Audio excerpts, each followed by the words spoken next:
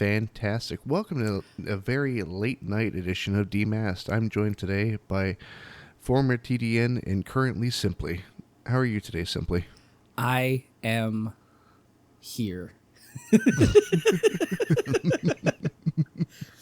No, I'm doing all right now. I'm okay. So, for those at home who are unaware, current time of recording is very nearly 3 a.m. at my time. And almost 4 a.m. for me. So it is late night. He messages me at however late. No, he messaged me at a good time, I think, and we're like, "What do you want to do tomorrow?" And then I'm just, "Do you want to do something?" And I'm like, "Yeah, sure." We're setting up times, and I'm like, "I kind of have to record, and I have a doctor's appointment." What are you doing right now? So we'll we're just live. recording. Fuck it, we'll do it live. So here we are at fucking ass crack of dawn. For how much I don't like Bill O'Reilly, I love his delivery of like, fucking thing sucks. Everything's shit. I can't read the fucking thing. Fuck it, we'll do it live. But, yeah. But simply, so you've recently made a switch from mainly horror content over to gaming, well, gaming/horror content. Mm-hmm. Well, horror gaming. There we go. Yeah. Well, so what was the reason for the change? Well, I guess now I've been a narrator for almost 7 years, I think. No, it's closer to 6. It's like 6.5. And beginning of this year, I decided to kind of hang up my cowl or whatever you want to hang up the coat, the cape, whatever the fuck you want to call it. I have a lot of problems with my teeth, so I can't really talk for certain extended periods of time, especially if I have to continuously re-talk to redo lines. And my main focus at the time wasn't short-form narrating anymore. It was audiobooks, which was a long process. And I just felt like I couldn't do it. I couldn't sustain it anymore. My energy was down. Like, I just didn't have what I had in the beginning to do it. And so I don't think I'm completely not open to narrating ever again, but I'm definitely, it's not my thing anymore. So it was a long process going from narrating to what I'm doing right now, because I went to, streaming, and I a lot of health issues happened after that, so I stopped streaming, and now I'm back doing Let's Play content. So yeah, I get you. That's kind of the whole thought process. And I'd like, personally, I'd rationalize that making gaming content is a lot easier in terms of not having to repeat yourself. It's more of a stream of consciousness. You can talk when you want to, that sort of thing. It depends on the kind of gaming content you're doing, especially with me. I'm not doing current idea of what gaming content is, like the fast-paced subtitles, like that kind of stuff. Mm-hmm. I tried doing that, like, well over a year ago, and it requires editing prowess, which I do have, but not the patience for it. So I had an editor, but who can no longer do it. So that kind of just fell flat once I couldn't do that anymore. So now that I'm doing it again, to preface all that, I'm a huge fan of old Let's Play content, where a guy would just sit down for like a half hour, completely uncut, and just play a game, and then just upload it in parts. That was, something I not necessarily grew up on, but it shaped me as a person. Like back in like 2011, 2012, 2013, when PewDiePie was uploading like Amnesia, and Markiplier was doing like all those indie games, like that's what I remember gaming content to be, and how it made me feel. So I thought, fuck it, let's try that. I never really got to do that. So that's what I'm doing now. And it's not I'm not doing it to like get something out of it. I'm doing it because it gives me an excuse to play a game for an hour. So I just enjoy the game. I don't try to make things funny. I just let the game speak for itself, and if like things happen in the game, I'll comment on them.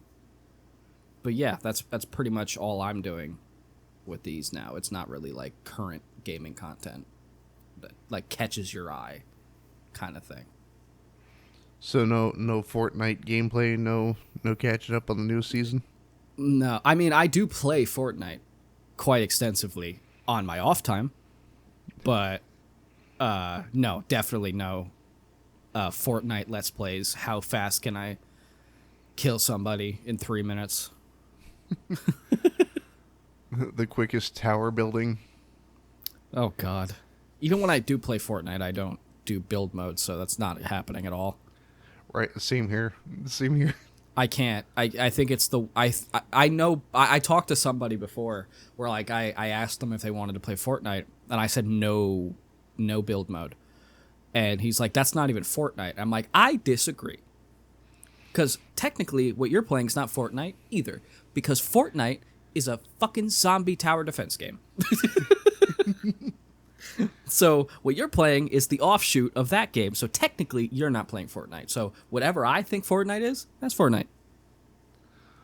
If Well, I'm playing that- Fortnite Battle Royale, it's no build to me. Well, that and it really says something that the game is immediately better the minute you remove the tower building. Well, yeah, because like, if you notice, I've watched a lot of gamer rage.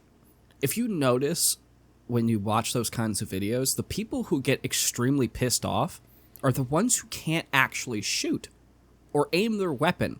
It's because they spent so long on trying to build a fucking tower as quickly as possible that now they don't know how to fucking use their guns, which is the point of the game. You're supposed to kill people to win. So that's what Battle Royale is. Battle Royale is not about building towers. It's about killing to win. So why the fuck can't they kill to win? It makes no sense to me. Play build mode if you want, but it's the worst version, and you can see it when you go on Fortnite. There's more people playing no build mode than there is playing build mode. So clearly, people agree that Fortnite is better because of zero build. I used to play a considerable amount of Fortnite not too long ago, but I fell into this trap that it's how I used to play Overwatch, where it wasn't for the gameplay, it was for the costumes. You went in for the skins. Well, the thing is, originally I didn't, but then they released was it Slayer 76 for Overwatch? I don't know. I haven't played Overwatch since it came out. So it was a Halloween event skin where he has a hockey mask.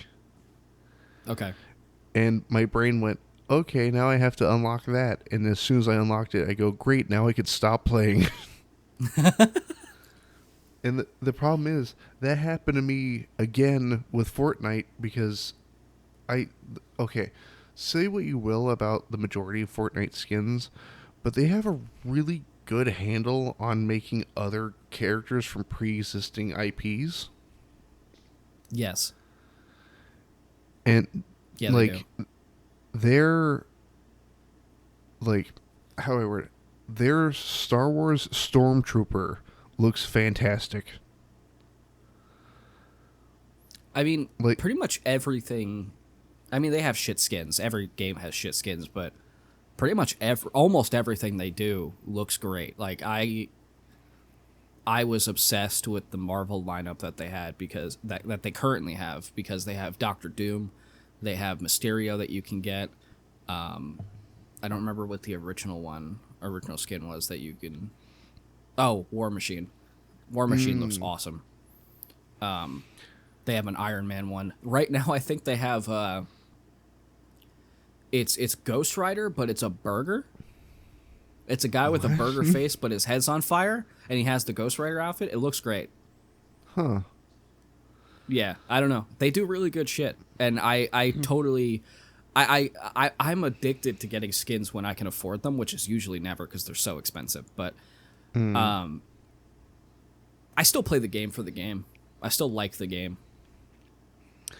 I I bought so during the last like Star Wars event that they were having, they're like, "Oh, look, you can get a stormtrooper through the battle pass." And I'm like, "I guess I'm putting money down for the battle pass cuz I like stormtroopers that much."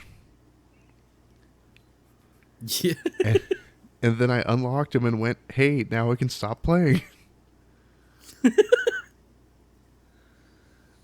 Nah, Just man, you gotta keep playing. I just I sometimes I have to invent something to keep me interested. I love video games. I do, very much so. But sometimes I have to put a little extra something there. No, I get it. It's you have to want to play Fortnite. There's not much other than just dropping in and killing people. Like you have to want to do that. And most of the time I only do it because it's just an easy way to pass the time. Like it's just you go in with your friends and you kill people and you do that over and over again. And oh my god, 4 hours passed. I usually play it like it's a stealth game. Now me and my friends go balls to the wall. We go right in as soon as we know that there's somebody near us. We go right for them. It's so fun. The only time I stealth is towards the end. My favorite part is that when people the guys that you find that are standing in the middle of a field and they duck and then just don't move and then they get mad that you hit them. Yeah. Yeah. Well, like, was it in making things to do in games, like Philip, like I've introduced that concept to you. Yes, I know Philip very well. We've ridden through the Old West together with Philip. Yes, we've had adventures with Philip. And Love Philip. Are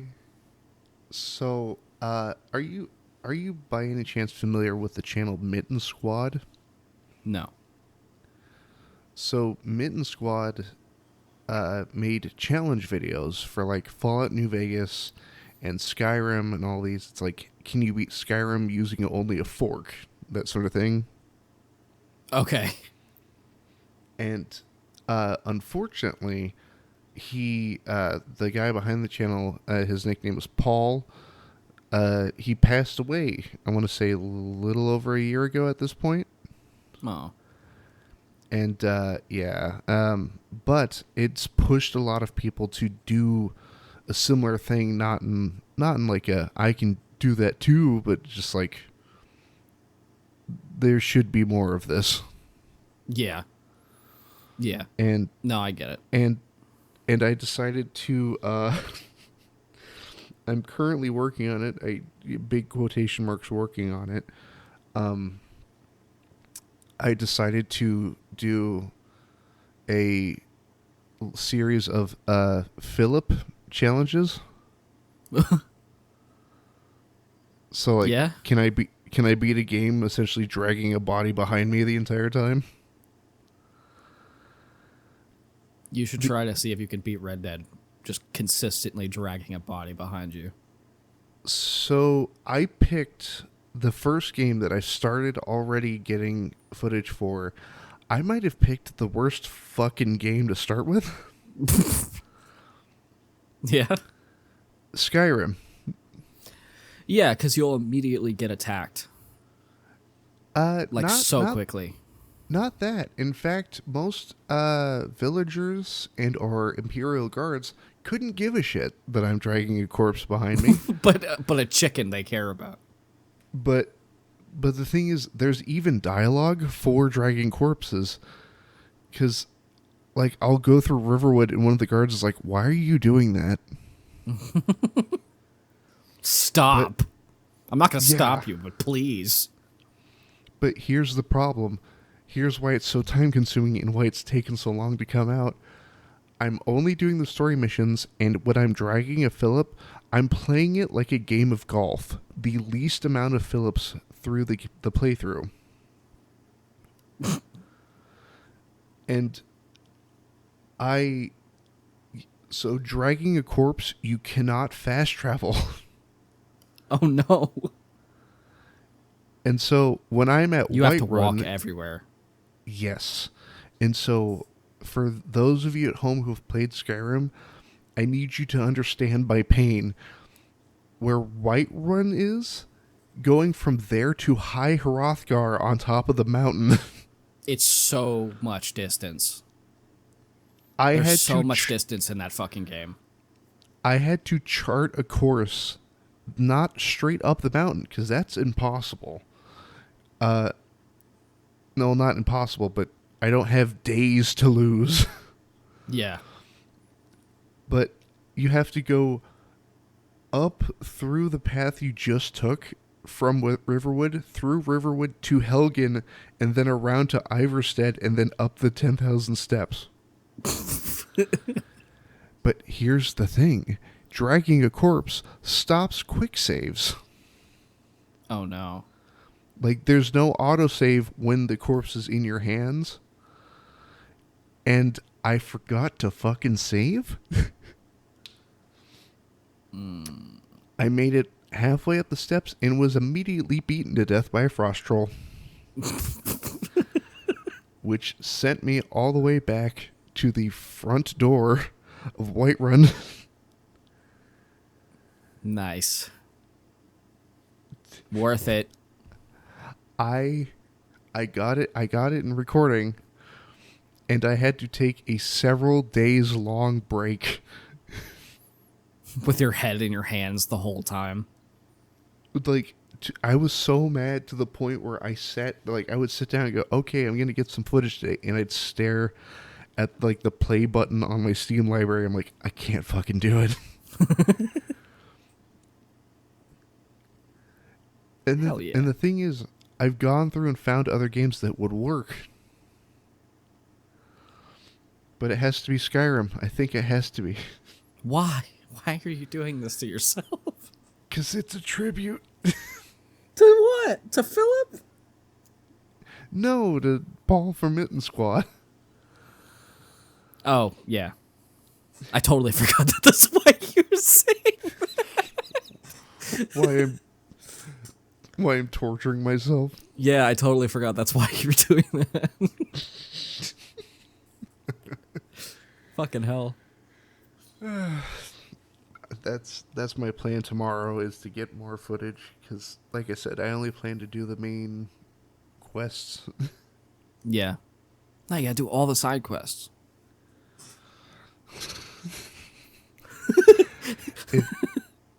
If I were to do that, that would have to be like a set of live streams instead of a video. Oh yeah, you wouldn't be able to get footage of that. Unless I want like an 18-part series that takes a year. We finally finished it. All right, on to game number 2. Now we can move on to Metal Gear Solid. Oh god. That said, MGS2, I got a body pretty far.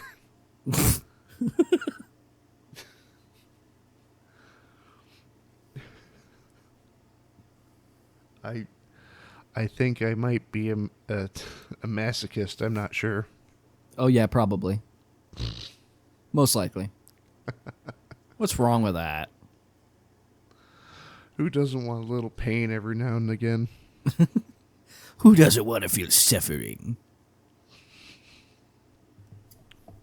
Did I ever tell you so I used to have a VR headset. Did I tell you the idea I had for a stream? No. You'll like this one. You ever play Desert Bus? No. Are you familiar with the game at least? No. So the original game, and I'm talking the very original game, came out on the Super Nintendo. Mm-hmm. And it is by the hit magicians Penn and Teller. Wait, what? Yes. Wait, what? So Penn and Teller made a video game that is designed to be torture. Desert Bus is an 8-hour bus ride through the Nevada desert in real time. Why? I don't know. But here's the thing. You're driving the bus. Oh, Now so you have to drive for 8 hours? Yes, you have to be actively participating. Oh. And here's the true kicker. You may be thinking, well, Fresman, why don't you just hold forward and just, like, tape down the button for 8 hours? You can't do that because randomly the bus will then drift off the road.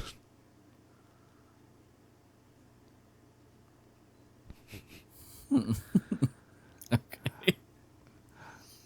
I had so recently, I want to say within the last 4 or 5 years, a new version of this game has come out. It's available on Steam for free. Desert Bus VR. Oh. Are you So going to the- sit in VR for 8 hours? That was the plan. VR bus, a VR desert bus, but I'm not allowed to leave. Until your journey is over. Yes. And I should mention, if you crash the bus, it puts you back at the beginning. Why? Because fuck you, that's why.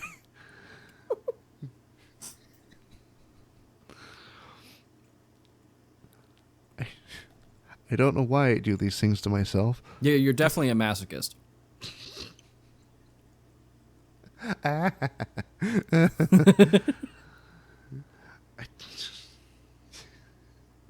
Definitely. I described that exact challenge to my girlfriend, and she just replied, "What the fuck's wrong with you?" Well, No, yeah. All I could reply with is, "I love you too, honey." Hey, you knew what you were getting into, okay? You knew I had a YouTube channel on the first date. Like, what did you expect? You knew I had issues. I told you I had issues. I Here are told the you issues. I told you I was a masked man on the internet, and you still wanted to go on a second date.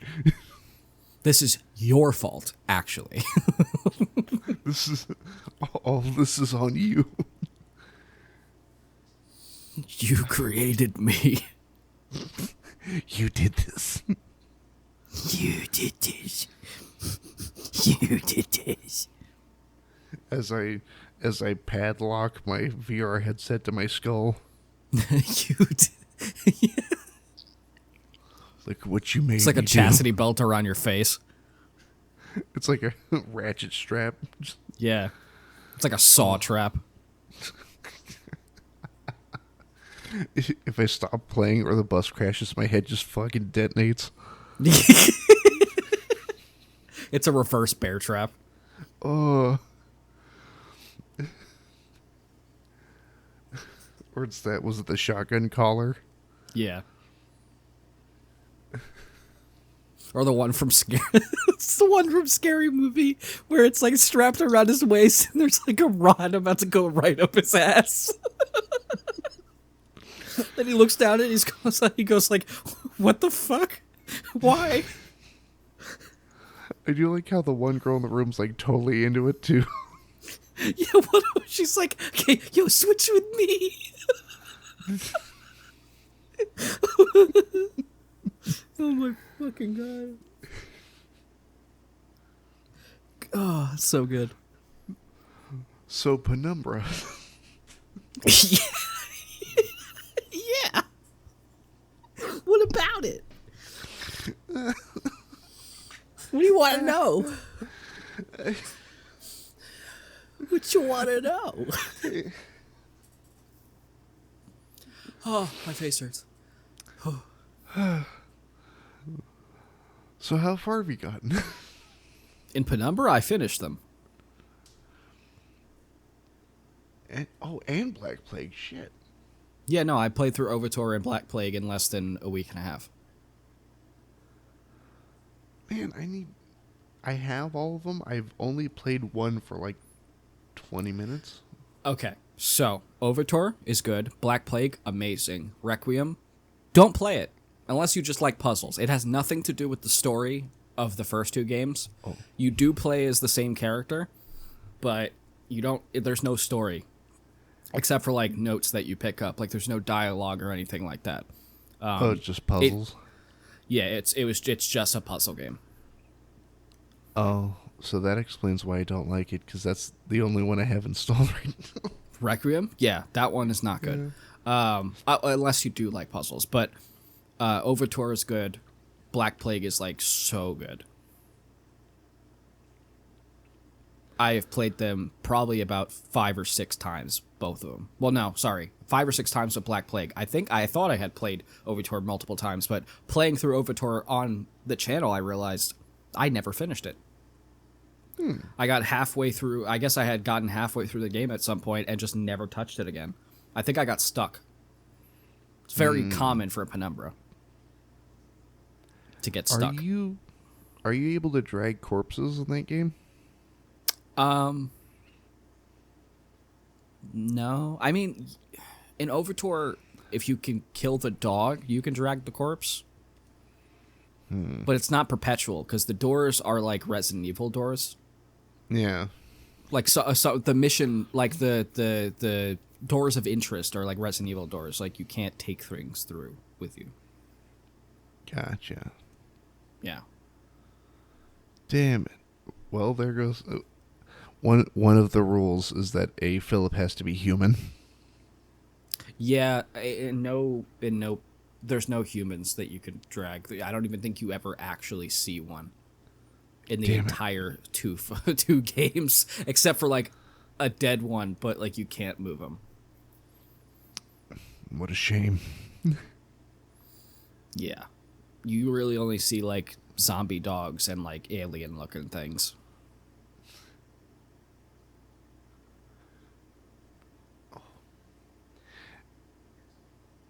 Oh, by the way, did you get the thing working? No, I haven't tried it yet. I'm in the middle of going through cryostasis right now. So I'm going with that first. How is it? You liking it? I was thinking of picking it up myself. I am so fucking confused as to what's going on because I didn't look up the game at all. Like I didn't look up gameplay. I didn't know what it was about. I just saw it on abandonware, and I installed it, and that's it. That's all I did. I didn't do any research at all. I went straight in, blind as hell. Like, so I am legit confused as to what the fuck is happening or why it's happening. But it's really cool. Like there's a combat system. Like you have your left click, which is your punch or a shoot, whatever. But in the beginning, you pick up like this ball and chain or like this kind of chain wire thing to wrap around your hand to punch things, and then it tells you can use a WASD to change what those punches are. So if you hit A, it does a left hook. If you do D, it does a right hook. If you do S, it does an uppercut. If you do W, it does a jab. And you can combo those. So if you move while you're punching, you could do a bunch of combos. It's pretty fucking cool. That sounds tight. It's pretty dope, and it's like if Penumbra was mixed with Condemned Criminal Origins. Like that's what it feels like. Because Condemned has a great combat system. It's really fun to just whack the fuck out of people. It's similar in this one, and but the style of like Penumbra, I have no idea what's going on. Where the fuck am I? Why is this happening? Kind of thing. And then there's like, I guess this is the cryostasis part of the game. There's like, I'm not gonna spoil too much about it, but like you could see it in the video. You find like this frozen body in like a fetal position, and you can go into his head and like go back to when he made the mistake of where he died and stop him from dying. And if you successfully do that, that whole doorway that's frozen solid with him inside completely disappears and you can go through it. Oh. So it's really cool. It's a really cool concept, and there's a lot of like, I don't know if you ever played Soma, Yeah. but Soma has a lot of these. A lot of the story you get is from going up to dead bodies and like touching them, and like you get like the data from when they died, and you find out like what happened. That's a lot of the game so far, is walking up to these corpses that are like frozen solid in place, and like you get glimpses of what they went through. Huh. Yeah, it's like, so instead of it being like Soma where you hear what's going on, you actually like experience it. Now, a question for you regarding Soma. Mm-hmm. What did you do with Simon? What do you mean? What did I do? Simon 2. What did you do with him? Oh, I killed him. Huh. Why? Did you leave him? So I considered it. I considered leaving him, but then I had the thought of like, what would he be waking up to? You know? Yeah, he would be stuck there on that, and he wouldn't be able to go up or down. He would be trapped in that room forever until Well, his batteries eventually ran out. Well, not only that, but if I recall, he's also strapped into the chair. Yeah, he can't get up. So he'd just be observing the inside of a room forever. Yes, until eventually his batteries ran out, which would take forever because the alpha gel was keeping him alive. Either that or the WoW calls it quits. Which it probably wouldn't, because it's extremely persistent. Yeah. That's the thing, is that there's no timeline for how long ago all of that shit happened. Like, it could have been minutes before Simon woke up, or it could have been years. Like, you have no timeline for it. I mean, you do and you don't. Like, there is, like, decomposing issues. Like, there's bodies and shit that haven't decomposed. But was the WoW keeping it from decomposing? Because that's a thing it can do. So, like, you have no idea how long he would be sitting there. What do you think, like, the max time would be? For how long he would sit there? Oh, no, for, like, how long from... Not from when Simon got scanned to when he woke up again, but the minute the WoW took over. Like, from there to Simon waking up. Oh, so like when the facility went to shit, and then when he woke up. Yeah. It's gotta be less than a year. I think. It can't be more than a year. Because the WoW doesn't keep technology from dying. It just keeps what they put inside it from dying. Yeah. So I don't know. I can't see, because Catherine was awake the whole time after she got put in the thing, and I feel like it was like 50 years. She would have been insane.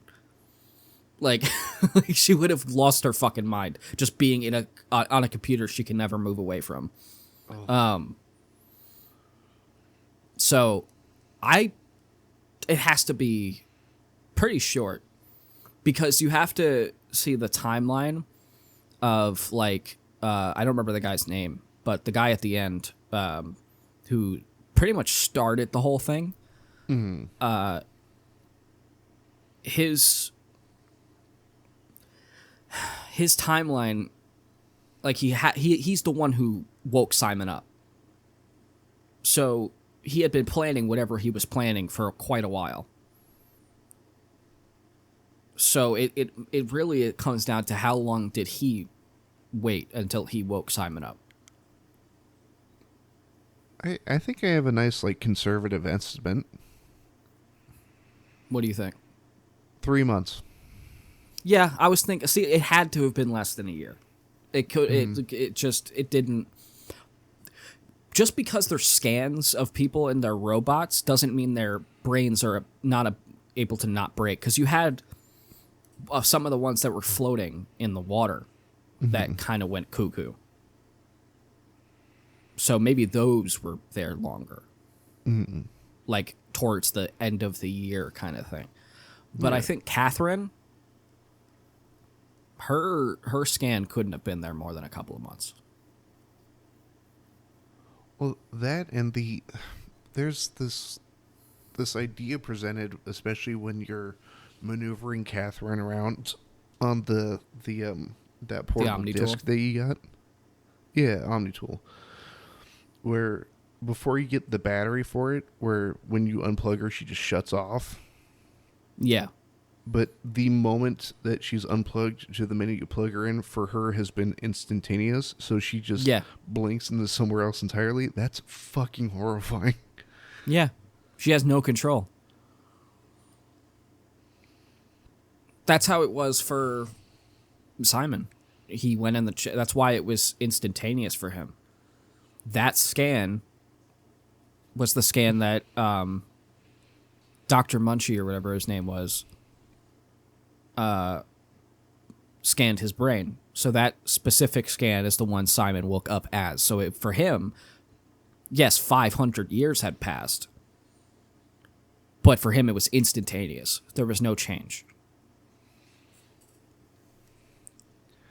I just. That's why the ending is particularly cool because, like, for one Simon, for the scanned version, instantaneous, he was on the Ark. Mm-hmm. But the other one, nothing changed. That's how it was for the original Simon back in Toronto. Yeah, he lived out. He got his brain scan, and then he barely survived like a year. He died. His brain injuries, he succumbed to him, but he got up out of that chair and walked out that day. It's just a version of him 500 years later would be put in a robot. That said, however, it begs the question: what, like, data nerd? And I'm saying this as somebody who doesn't like deleting shit, but what data nerd kept a file named Simon Jarrett for 500 years? Well, that technology Dr. Munchie created was the catalyst for what they would do in the future. So it kind of makes sense why they would keep it. Because those archives of Simon were the original scan of what would then become the Ark. They needed that to make the Ark. That whole programming algorithm, all of the stuff they were using to store the data and create the simulation, that was started by Simon getting his brain scan back in Toronto in 2015. So it makes sense. You know what just occurred to me? This is going to sound really weird out of context, but I swear it's going to wrap back around. Okay. I think Simon is ostensibly the Quake engine. Which means what? So, most modern games, like, take, like, the Unreal Engine, or for, like, games I love, like Half-Life, Gold Source 2 have foundations in the Quake engine from the first Quake game back in, Yes. fucking 97. And there's a theory that every game since then has just the tiniest bit of the Quake engine built into the code that makes up those engines. And that means, like, for Simon's, like, was it like the mapping of Simon's brain into the system could be the basis for the code that took off and was used for the Ark, 500 years down the road. And that's Yeah. why he woke up, is because he's still that little bit of code in the deep, dark depths of the brain scan software. Well, it was confirmed that that guy at the end is the one who put his scan in a robot. But, yeah, no, that's what I was saying. Like everything that they're doing in the future, 500 years later, it is connected to Simon getting his brain scanned in 2015. Like there wouldn't be any of that if Simon didn't sit in that chair. So, like, as much as he hates being in that position, like, he was destined to be there. He always had to wake up in that chair, regardless of if he didn't wake up in that chair, the Ark wouldn't have gotten launched. Like, he didn't even know it, but at the time of sitting in the chair back in 2015, like, he was going to end up there regardless. By sitting in a chair in 2015, he's become the most important person on the face of the earth. 500 years later. Yeah, it makes no... Yep. It's why Soma is, like, top 3 for me, games of all time. Like, I fucking adore that game. It's not spoken about enough to me of how cool that game is. Like, people have played it and said it's good, but Soma to me is, like, one of my favorite games ever made. I love that game. There's a line from, like the survey you take at the end on the Ark. Mm-hmm.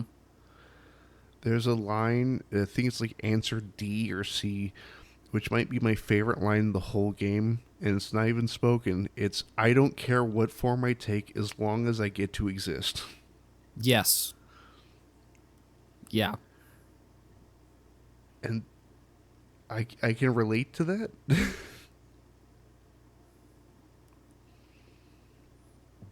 I think I would rather it be a simulation than me be like my brain or like what I think is my brain in like a robot. That would freak me out. I want the Futurama like head in a jar. Yeah. Eating fucking fish food. The executive flakes. Yes. Well, like, I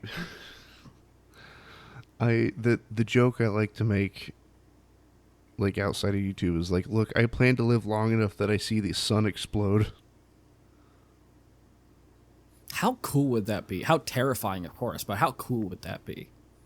I plan to interview it as the shockwave hits me. So what is your reasoning for doing this? Oh. Yeah. Did Just I holding okay. a microphone up to it. So did I okay. This so how do you feel about delving into morbid territory for a minute?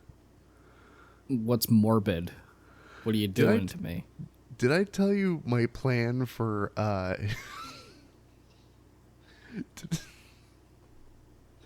god, Bro, I can't even get it out. I don't think I've said this on air. Did I ever tell you my plan that what is to happen if I'm ever diagnosed with a terminal illness? Probably when I was drunk, So, but I don't remember it. So the plan is I have somebody who I have entrusted this goal to. The idea is you find a field, a nice empty grass covered field. You roll me out in a wheelchair that is strapped with a massive amount of explosives, and you invite my friends and my family to attend. Hey, Mom, what's Grandpa Fresman doing out in the middle of that field? We just gotta stay behind the picket line, honey.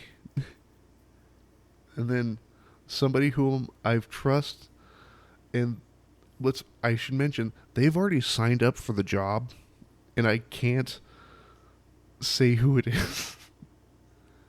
You have a person who's gonna do this? Yes. I don't think you should be saying this on air. I told them the plan, and they were immediately like, I will push the plunger. This is fantastic. Push the plunger? And so you roll me out in the middle of the field, then... Oh my god. And then after there's a smoking crater, you name the field after me. And the thing is, I already have it worked out what I want the plaque to say. You got fucking issues, dude. I want a giant sign that says the Fresman Memorial Field with the subtitle, "He's around here somewhere." You're breathing him in. Come on down and take photos with the crater. Yeah, you got issues. And any shrapnel you find, you can take home. Little bit of blood on it? No, who cares? It's Guys, character. I think I found a piece of wheelchair. That is Issues. No. Yes. It's called No. pragmatism. I like being prepared. It's called you need help. You're telling this to a man who wears a mask That's fair. on the internet. Yep. I forgot who I was talking to. So what more do you want from me? I want you to live up to the name of your show. Why the fuck aren't you demasked? I mean, I am sharing intimate bits about myself. No, it means take your fucking mask off, Fresman. But if I do, it'll just revert back to that homeless person that's wearing me right now. You are the mask. Yeah. Wait, did I not explain that rule? I don't think you did. Not to me. Anyone who wears my mask becomes me. Is it like the mask? Yes, but you become a 6'3", sometimes sad man. With no powers. Yep. You're just kind of cool and just mostly sad. You put on my mask, suddenly you're 6'3" and have high blood pressure. Good luck. Why the fuck is my heart beating so fast? Surprise. Whoa, I'm growing. Wait, why does my stomach hurt? My god. Why am I hyper aware about my own mortality? Oh. Why do I suddenly want to sit in a field and get blown up? Man, this wheelchair looks great. I have a sudden urge to sit in a wheelchair right now. Why do I have a list of trusted names on this piece of paper? Oh, man. And I should mention the person who is trusted to push the plunger will be wearing an executioner's hood and will remain anonymous throughout the entirety of the event.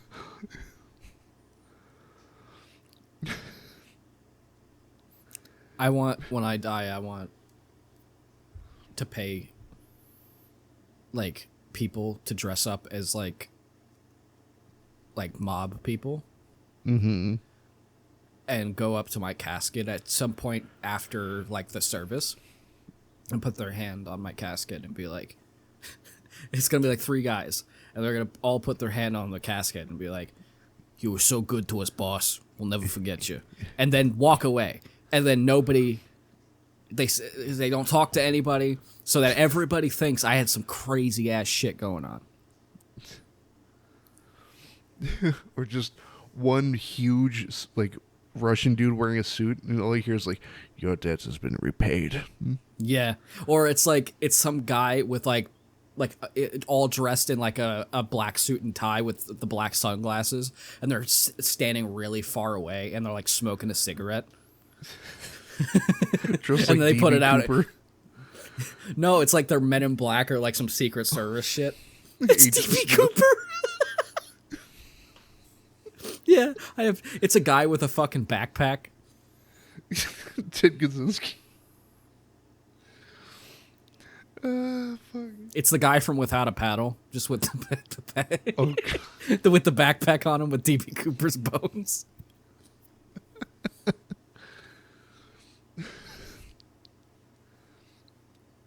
well, like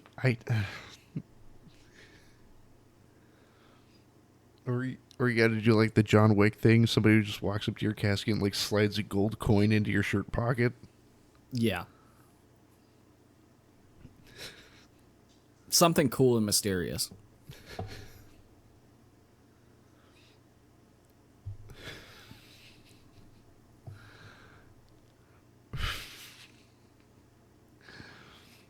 Or just pay a guy nobody's ever seen to walk up and like tear up and just walk away. Like, just so like, who the fuck is that? Like, who did he have secrets? I want to pay like an old like a hermit, like somebody straight out of a Lovecraft story. Yeah. And just walks up with like a journal that has like a bunch of annotation, like stickers pointing at it, puts it on my chest and puts my hand over it, and all he says is like, "The circle is closed."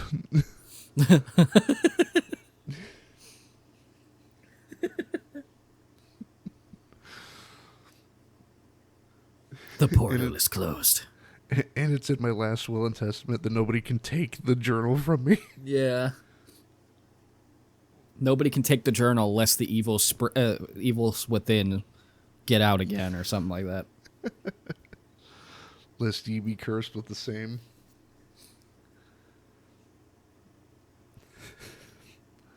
I do.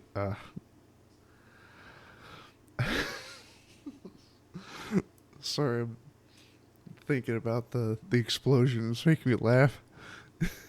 So stupid. I imagine it's like the cement truck explosion from Mythbusters. Yeah.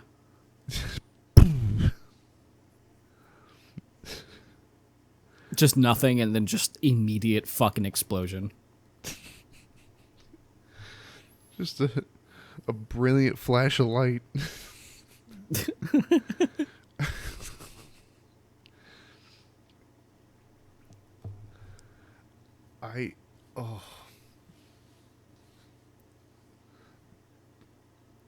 So, quick side note. I had to yell at a couple of customers at my work the other day Yeah. because I could see them about to make a really dumb decision. That's usually what a customer is going to do. Do you know what tannerite is? Sounds familiar. So tannerite, and for the wonderful party people at home, tannerite is what's considered, the term is a binary explosive. So it's a two-part mixture. It comes in 3 jars. There's an empty jar and then 2 jars filled with like 2 different powders. You mix them together in the middle jar, shake it up a little, set it on like a stump or something, and then when you shoot it, it detonates violently. Okay. Here's the thing. It's legal and frighteningly easy to get. It's actually sold at the place I work. Oh. And the thing that scares me more is it's not locked up. It's just sitting on the shelf. Why? Right? Anyhow, I see 2 teenagers. I say teenagers, but I mean like 18-year-old goobers. I mean, that's a teenager, technically. They think they're adults, but they aren't. Yeah, but 2 brothers come in, and one wanders over to the hunting section, and then the other wanders over to the tannerite, and I see one lean out of the aisle of the tannerite. I look over and I see the other lean out of where the crossbow bolts are. Oh, God. And I see the idea forming in their heads, and one of them goes, well, what if we put them together and like put the tannerite on the crossbow bolt and then like fired it? And normally I'm not one to yell at customers, but I pointed at like the older of the two, and I'm just like, you're not fucking doing that. And they're like, what? And I'm like, I'm not going to be responsible for selling you that shit and seeing you on the news later today. Fair. Yeah. And they're like, oh, it's fine. We live out in the middle of nowhere. And I go, you don't understand. If I'm sitting at home tonight and I look out my window and I see a flash of light in the distance, I'm going to know it was you two. Yeah. And I'm like, you can buy one or the other. I'm not selling you both. I'm not selling you Jack. Damn. And surprisingly didn't get in trouble for it. Well, you probably saved their lives. Or at least a couple limbs. Yeah. They're not going to be maimed.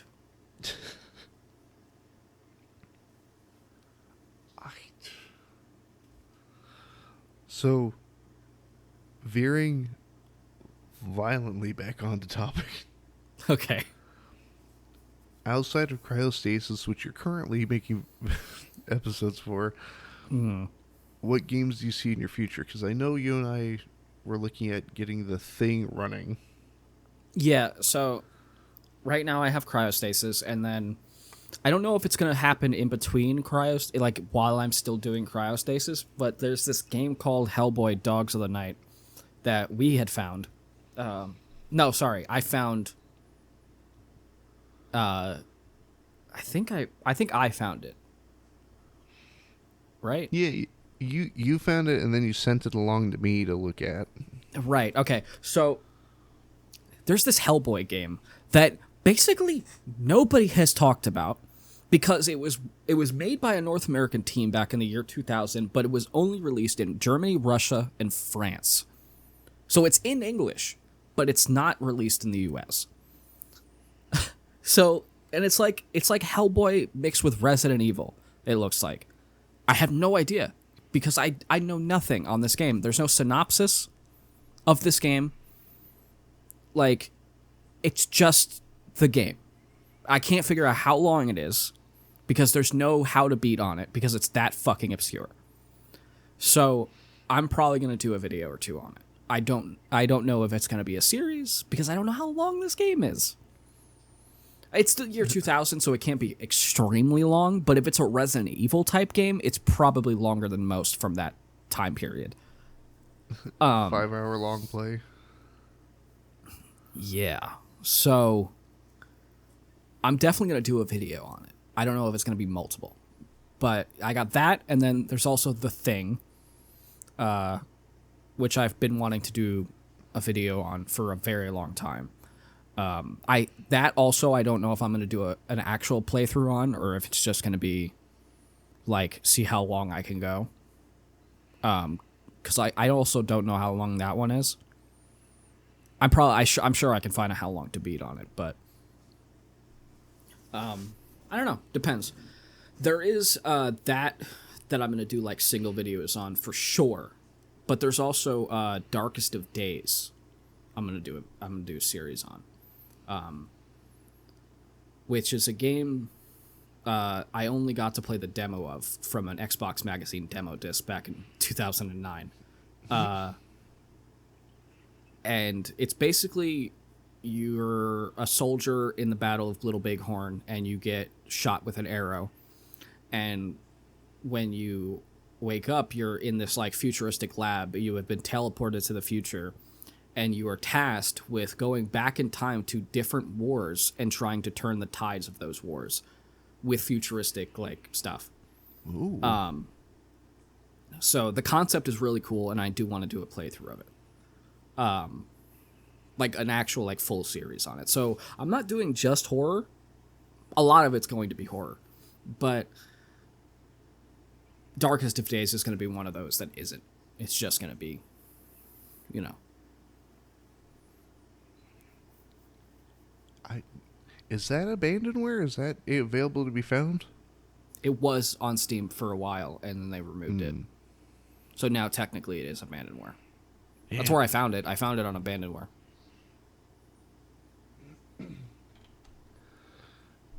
Damn. Yeah.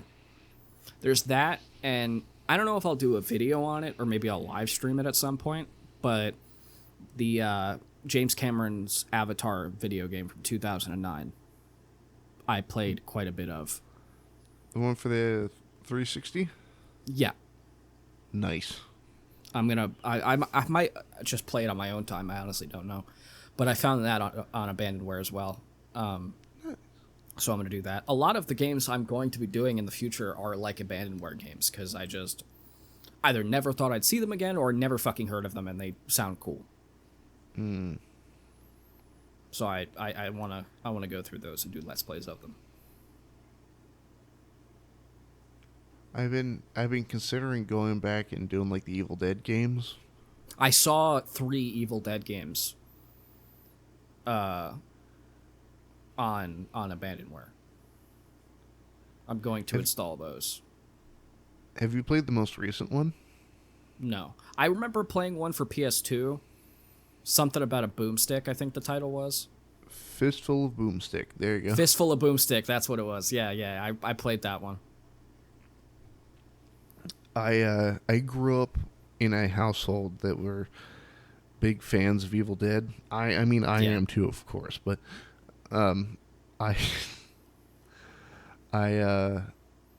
I was made to play all of those games. I mean, they're not bad games. No, not at all. The first one's like a Resident Evil clone, and the second one's more of like an RPG, and then the third one's like a straight up like brawler. Yeah. I actually have it's here on my shelf. I have a hat signed by Bruce Campbell.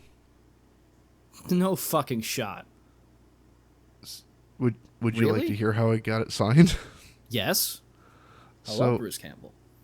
So, my dad is the one who got it signed for me because I was about 7 or 8 at the time, Yeah.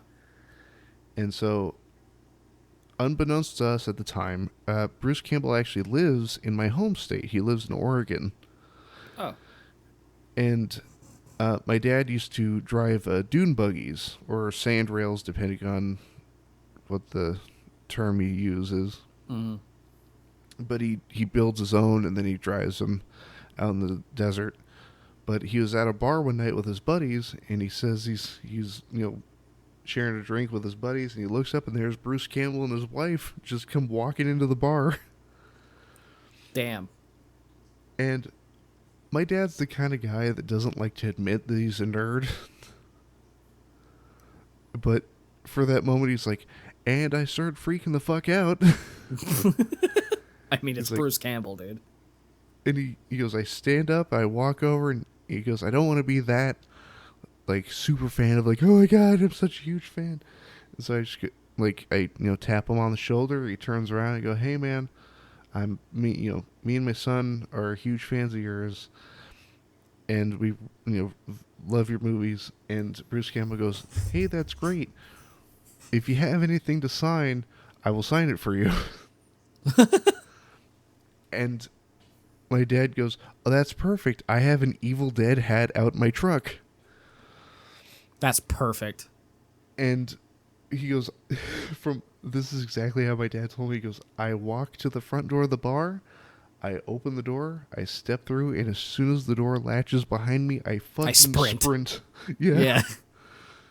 He's like, because I'm scared, but that by the time I get back, he's not going to be there. Yeah, like he's playing you. Yeah. And so Yeah, sure, I'll go get it. And you get back. Oh. And I should mention, as he's telling me this story, he's standing in my room with me, and he has the hat behind his back. And he goes, and I got Bruce Campbell to sign my hat. And I go, that's great. What do you write? And he hands me this hat, and I'll have to take a picture to put up on the back, the edit of this video, and I'll send you the photo here in a few. Okay. Let me grab the hat. It says,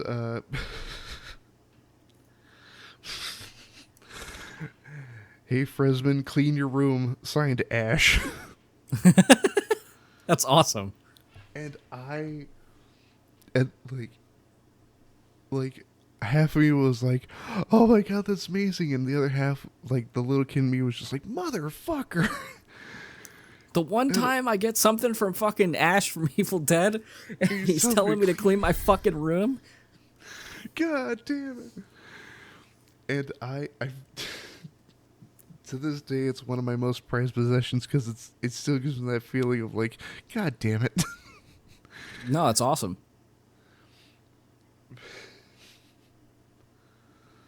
But no, actually, uh, try to get the picture of my hands all. There you go. I gotta cover up, of course, certain parts. You know. The fact that you're not wearing pants, I know. Yeah. I'm just gonna. I'm just sitting here with my cock out. I'm just gonna hang dong for this whole interview. Yeah. My balls are touching the seat. It's leather, so you know they're stuck. Yeah. When I get up, there's gonna be pain. If you hear the sound of Velcro, just know.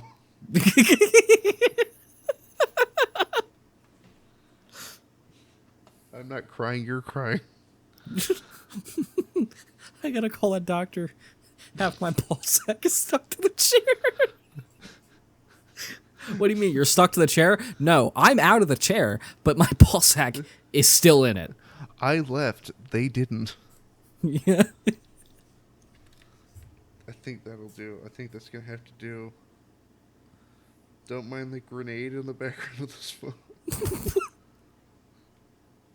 What was that? What? Huh? Huh? What'd you say? That I didn't hear nothing about a grenade. I gotta. I'm trying to cover up my name's on the fucking thing, and so I gotta cover it. This little bit. That don't worry, it was paper that time. It was That wasn't my balls. not this time around.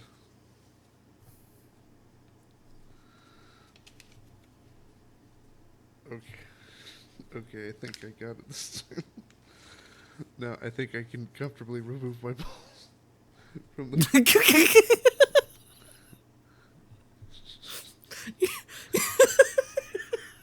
It's fine. It's fine. It's fine. Shut up. Just shut up. My dick stuck to the chair. Dick cotton ceiling fan. I glued my balls to my butthole again. Oh my Again? god. You've never heard that? I have to send that to you. Oh no. It's AI music. I like the one that. How the hell you spell chauffeur? Chauffeur. Chauffeur. Fancy pants, Mr. McGee over here. You fuck you.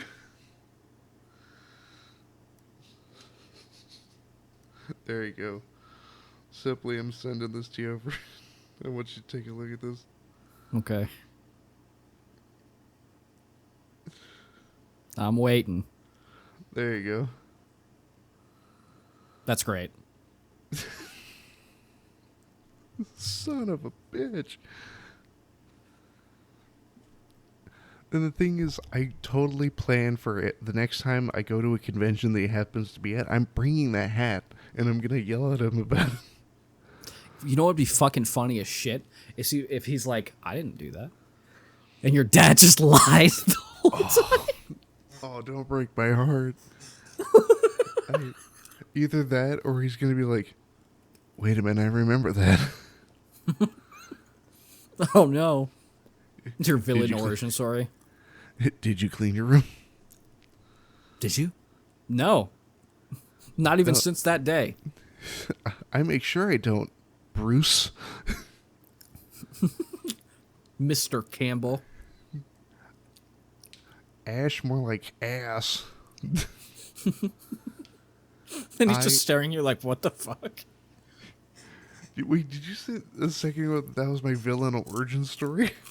Yeah. Funny enough, I do have a villain origin story that has to do with a Disney character. We're not even going to go into it. We're not even We're going to not go gonna into it. No, Fair don't enough. do that to me.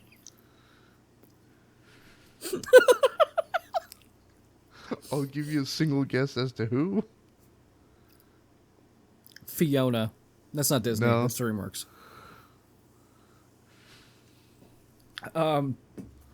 Is it a princess? No. Is it an animal that can talk? Yes. It's Goofy. No. Daffy Duck. It's not. It's not the main ones. It's not Donald or Mickey or none. I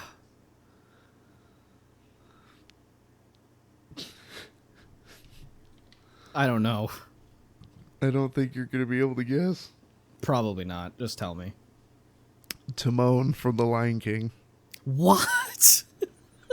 The meerkat. Yeah, I know who he is. Yeah, no. I don't. Whatever it is, it's not worth it. Just don't keep. Just don't tell you. And if you happen to see me on the news at Disneyland, With a meerkat.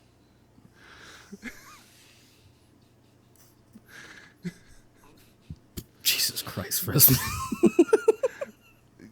what? What do you mean, what? You have beef with a fucking meerkat. I mean, my mom's got beef with Chuck E. Cheese. That just means it runs in the family. Not the establishment, the rat himself. Chucky Entertainment Cheese. Charles. Charles Entertainment Cheese.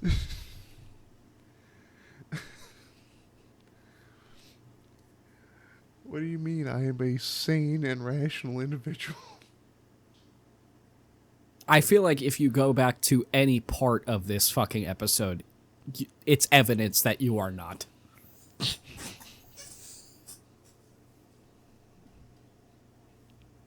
Your favorite thing to do in video games is drag around a dead body.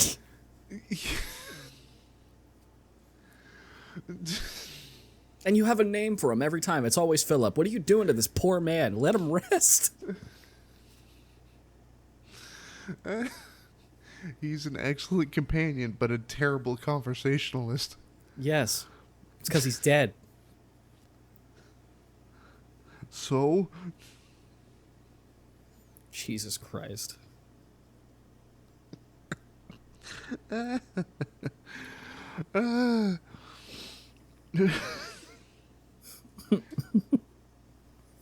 And I should mention, the Philip thing, that's not a YouTube exclusive thing. I've been doing that since like 2007. Yeah, I can figure that. You were so comfortable with doing it the first time that I was like, yeah, he's been doing this a while.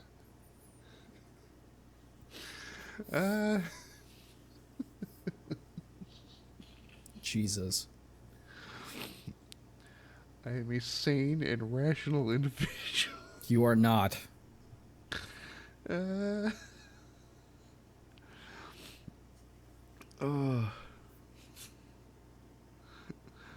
Are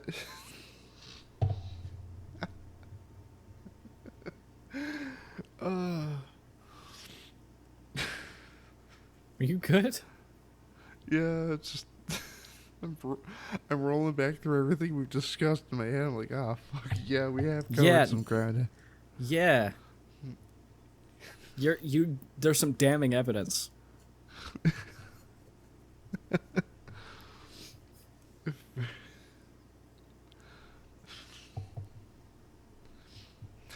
You actively wanted to tell me. That's what makes it worse. How long until I interview like a YouTube drama channel and suddenly there's a video of like, what is wrong with Fresman? I give you 3 years. Why 3? I don't know, but that's how much time I'm giving you. Wait, how long have I had my channel? Let me check. Oh no. Have you had it for 3 years? I've been doing this for 8. Oh. 2016. Yeah, so you have until your 11th year. And then it either comes all crumbling down or there's a sudden uptick. Yeah, you either get extremely famous or everything dies. Famous nutcase Fresman. Pretty much. Pretty much. I mean, simply, I wasn't lying about the grenade on my desk. I figured that. It's deactivated. You've told me about it before. Yes, I've jiggled the pin. It's fine.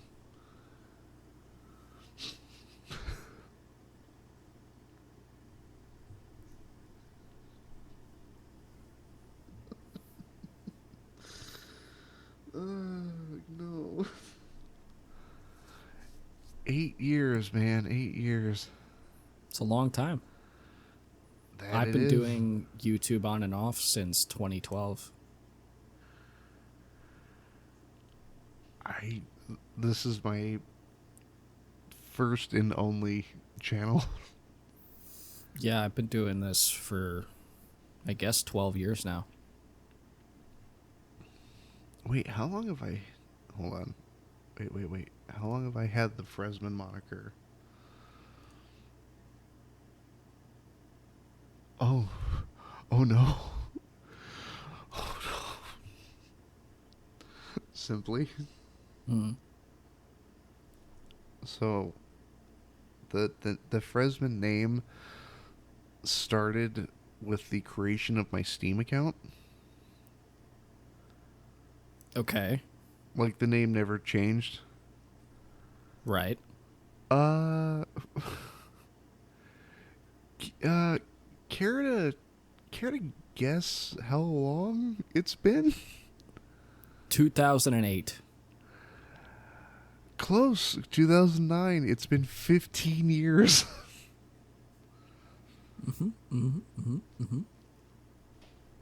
And in that time, I have changed my name on Steam and pretty much everywhere like 7 or 8 times.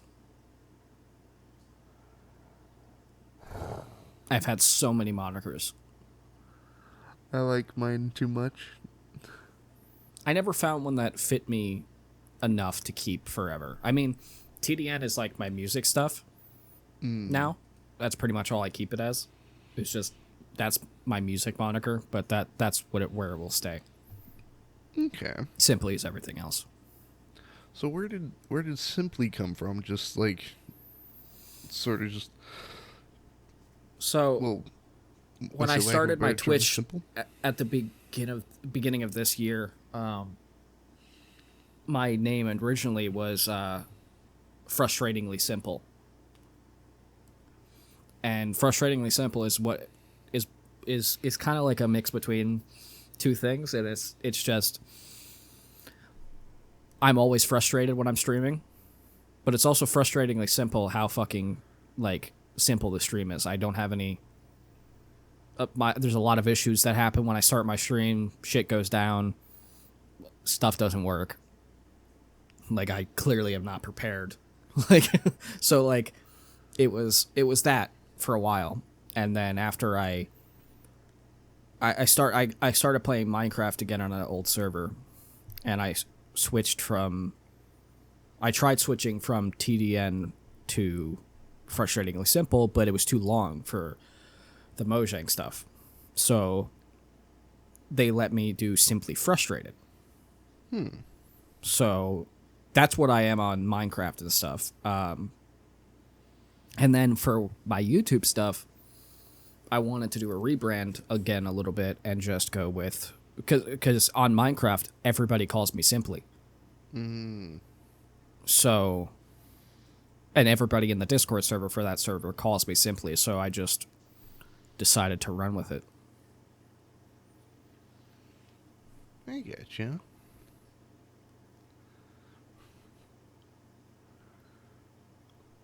Do you like how hard we've had to veer back onto course? Yes. We were in a spot there for a minute. I I think I mentioned it during our last time talking on this show that I view the show as we're sitting in a car and the car is veering all over the road because nobody's hands are on the wheel. Yes. We specifically always go off topic. It happens every time. Well, that's how you get to know people better. You don't go in with a plan. You see what happens. Hell yeah. See, it's not an accident. It's purpose built into the show.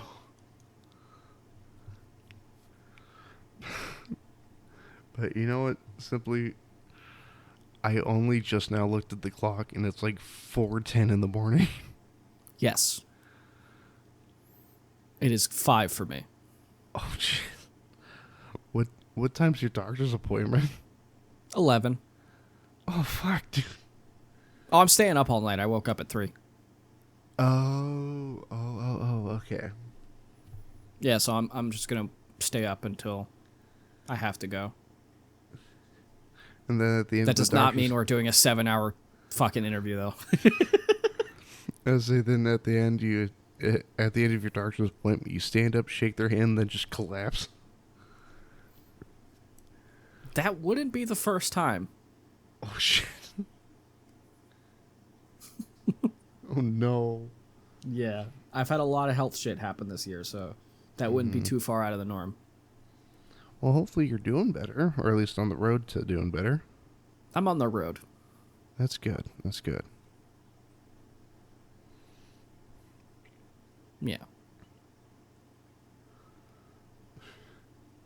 I need somebody to visit the crater. I will visit the crater.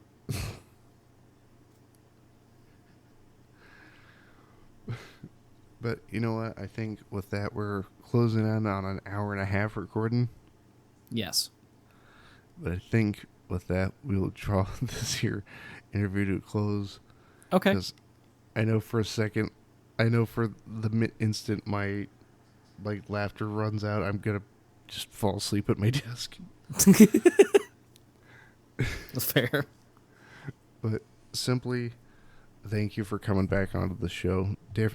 As a same person, different look, and just as amazing as last time. Oh, thanks. Well, if you ever want me to come back, I just ask. I will. Absolutely. And do you have a video on your Simply channel that you are particularly proud of that you'd like the party people at home to see? I would like more attention to go to my Fears to Fathom playthrough, because it's my first one-off playthrough, and it's an hour and a half long, and it's basically no cuts. I do really like that video, and I it's really hard for me nowadays to like sit there for an hour and a half. Like this, I'm just talking, so it's fine, but like playing a game for an hour and a half and trying to push through the game at all that was kind of tough for me energy wise. So I would like more people to see it, because it was a little bit more taxing to try to make compared to my normal stuff. Well, there will be a link to that video at the very end of this here video, and also a link available in the description. But Awesome. Absolutely. And wonderful party people at home, thank you for hanging out with us on this very, very late night in rendition of Demasked. And with that, links to Simply's channel will be in the description. And pretty please go check him out. Fantastic dude, fantastic work. Thank you. Absolutely. And with that, this has been Demasked, and I'll see all of you next time. Have a good night. Bye.